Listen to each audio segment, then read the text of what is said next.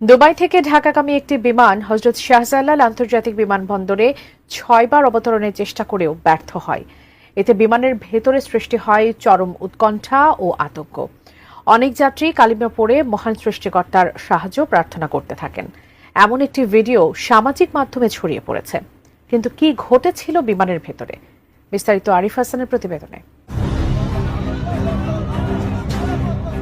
সামাজিক মাধ্যমে ছড়িয়ে পড়া ৫৭ সেকেন্ডের এই ভিডিওতে দেখা যায় বিমানের ভেতরে যাত্রীদের মধ্যে চরম আতঙ্ক আর উৎকণ্ঠা বিরাজ করছে।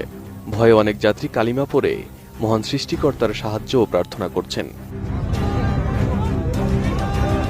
মূলত এটি বৃহস্পতিবার ঢাকাগামী একটি ফ্লাইটের ঘটনা। বিমানটি ছিল এমিরেটস এয়ারলাইন্সের EK586 ফ্লাইট। বৃহস্পতিবার সকাল 10টা 19 মিনিটে দুবাই আন্তর্জাতিক বিমানবন্দর থেকে ঢাকার উদ্দেশ্যে উড্ডয়ন করে বিমানটি। দীর্ঘ 5 ঘন্টা উড্ডয়নের পর বিপত্তি ঘটে অবতরণের সময়।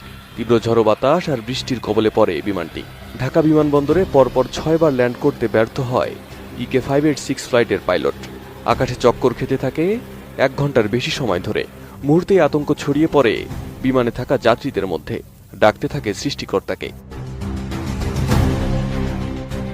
অবশেষে 7ম বারের চেষ্টায় সফল হন পাইলট।